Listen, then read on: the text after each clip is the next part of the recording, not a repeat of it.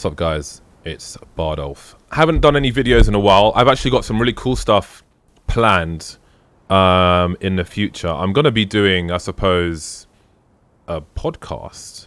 I don't know how long it'll go on for. It might not be a regular thing. It's basically, considering how much I mod stuff, mice, keyboards, etc.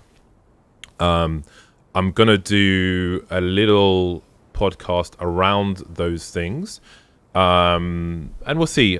I still need to kind of sort out the technical side of it, but as you can see, I've got a proper camera set up instead of a webcam, so that's going to be sooner rather than later. But what I wanted to go through was I left my stream overlay thing on because I think it just frames my webcam on this page a little better. But anyway, so what I wanted to talk about today was the pro settings findings in terms of equipment being used by different players and my perspective on it. So first starts with the mice. This is on prosettings.net, by the way. I think I did have a profile on there. I kind of protested, like, why am I not on there? I don't know if I still am, but anyway. I should do a video with an update of what I'm using.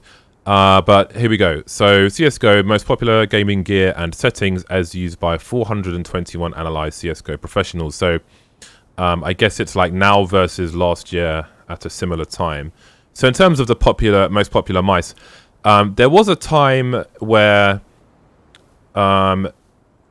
players were forced to use peripherals that were made by the team that sponsored them. For example, if I remember correctly, I could be wrong, but I think that Simple had to use a mouse that was different to the mouse he normally used previously. When he played for a team for a while, which was a thing. I don't think that happens anymore, at least for the most part. I don't think it happens anymore, which is a good thing. You shouldn't force peripherals on players. That doesn't make any sense. It's like a football team trying to force different types of boots or something, or maybe worse actually.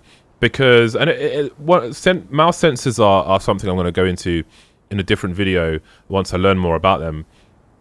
But anyway, so there was a period of time, I don't know how many pros that affected. I don't know if others are still affected by that, but I would imagine that a lot of people can use what they want. I know that's probably more definite for keyboards, but anyway. So the mice people are using the Zowie EC series, EC1, EC2, A and B. The Bs have a more modern sensor in them. I use the Zowie EC2B. I upgraded, if you will, from the EC2A to the EC2B. As you can see, I didn't prepare for this properly. One sec. So I have a bunch of mice on my desk, actually. Let's read this. This has been a rather interesting year for mice. We see more and more pros trying out mice from niche brands such as Extra 5, Vaxi, and so on. Interestingly, I have, so this, how do I do this? So this is the Davina, the Zowie Davina EC2B, which is brand new. I've never actually used it. I put some grip tape on the sides of it from Lizard Skins.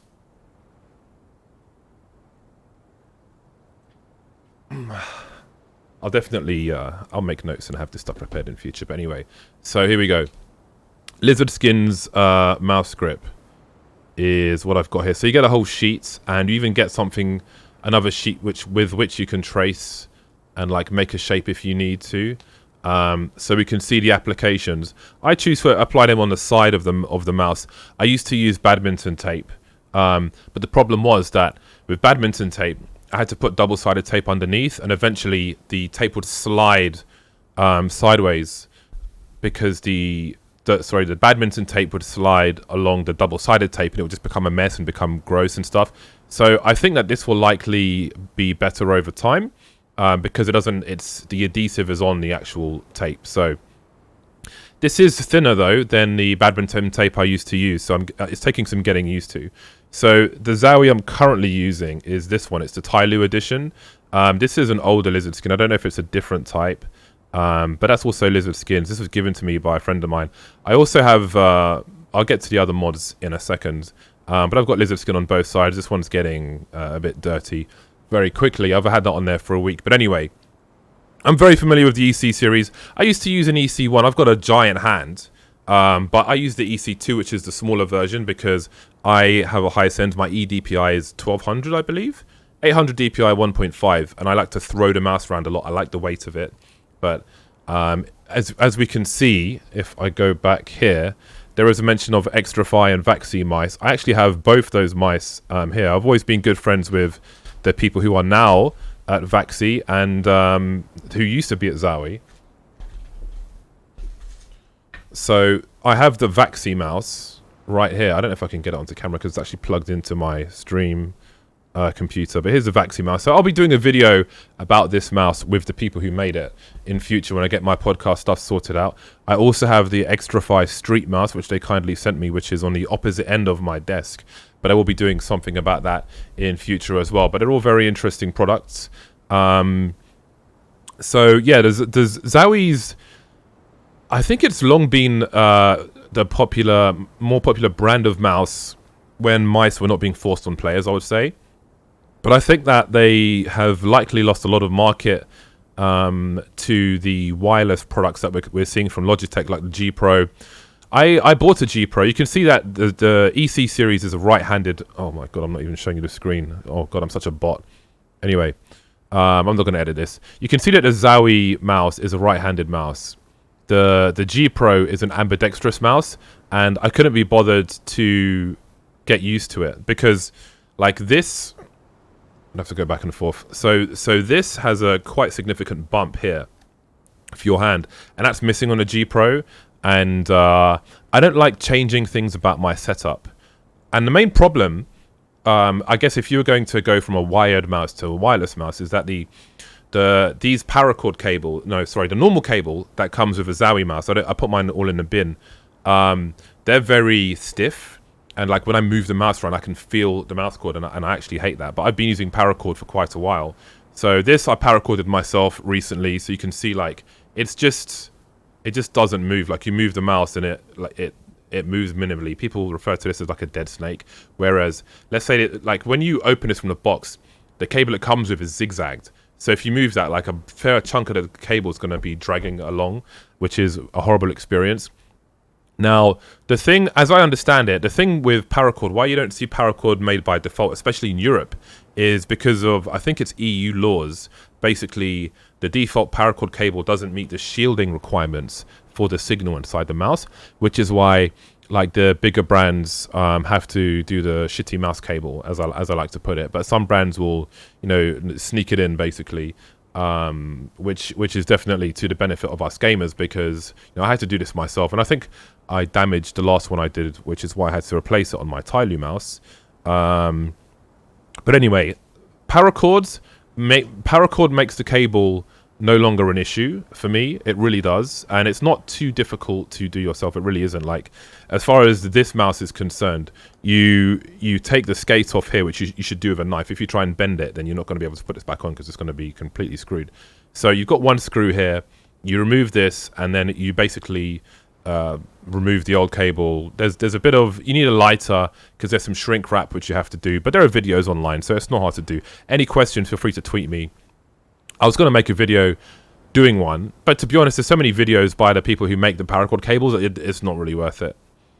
Anyway, the last thing, I guess, while we're on the subject of mice, is that I tried these Hyperglides, which are really, really good. Basically, these Hyperglides, these custom mouse skates, they have less friction. I believe they're 100% Teflon, which you can't color, which is why they're white. But anyway, they have less friction. So what I found is the main benefit for me is that I can move the mouse more consistently over a longer distance to flick or whatever. So it took some adjusting. I didn't like it at first because it was different, and I don't like different and change.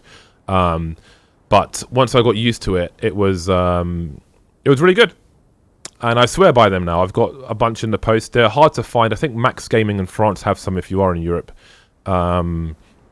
But you can go to the Hyperglide website to find the suppliers. Anyway, so that's a lot about the Zowie mice. That's the main one I use. I used to use a Razer Death Adder.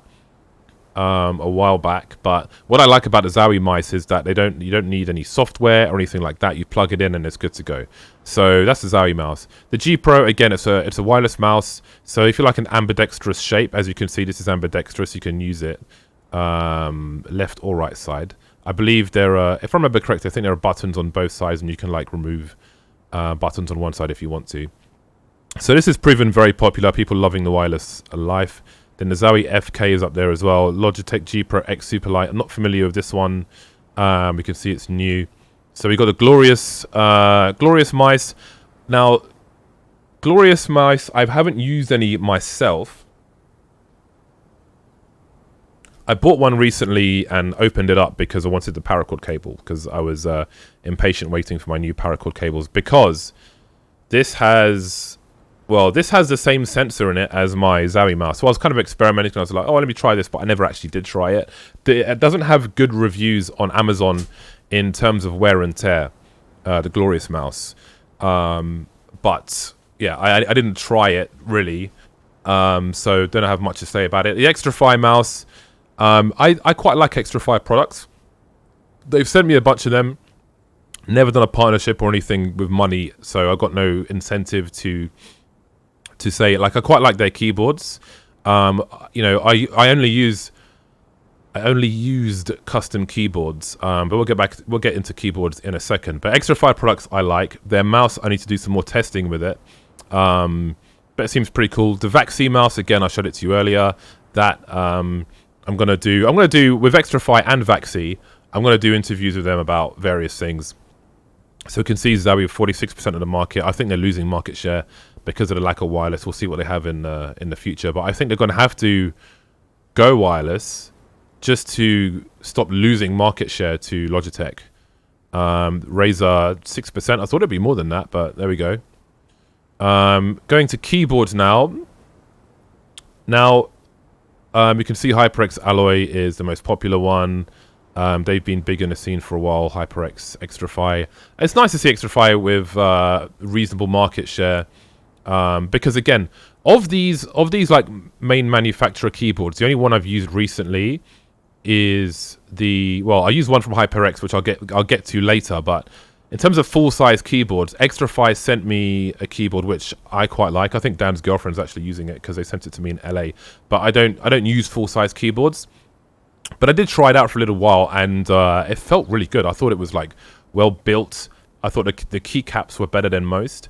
Some brands even do upgrades for their stock keycaps, which they have on keyboards, which is strange to me.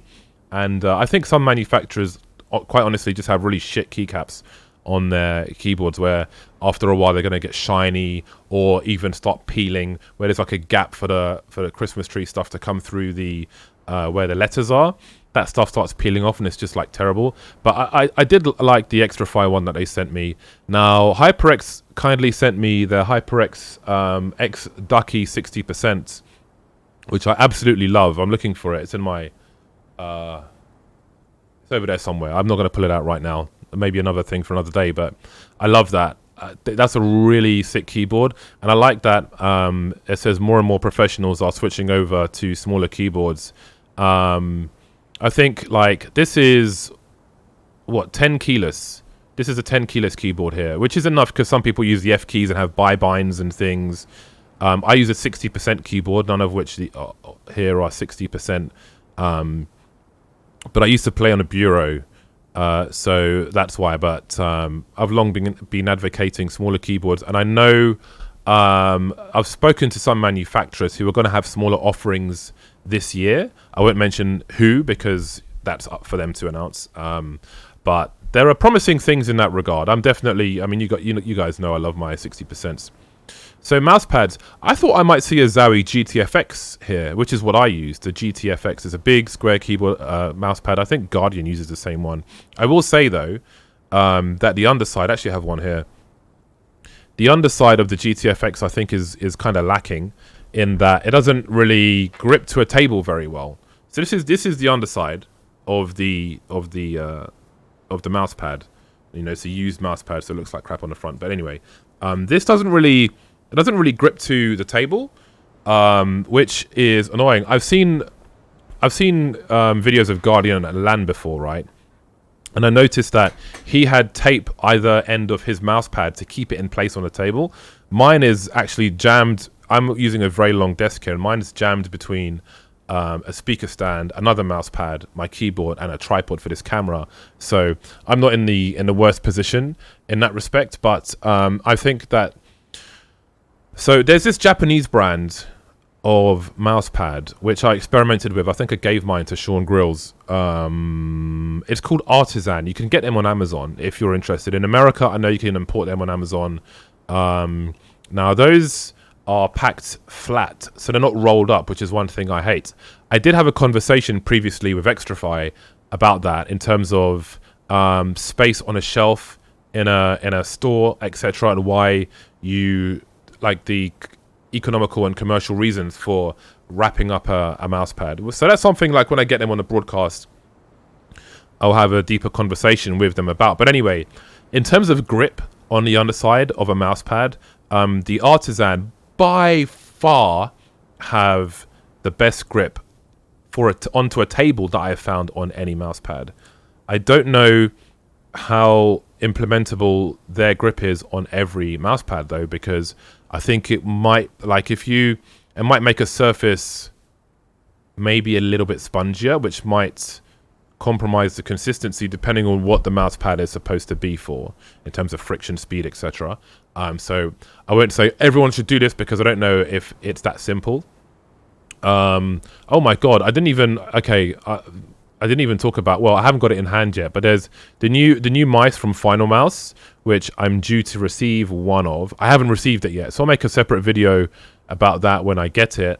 And I'm due to I had a detailed conversation with him about the manufacturing process and all this kind of stuff, in private, which I hope to get Final Boy on for in future. So that's a work in progress. But anyway, so SteelSeries QCK Heavy. I think the SK mousepad from many years ago. I got it from the DreamHack guys one year. I think that was one of these, and it still seems to be very popular. Then we've got the Zowie GSR, which is definitely a normal person's desk, wide desk mousepad, which is cool. GSR SE, which is, I don't know if second edition or smaller edition or whatever, and then Logitech G40.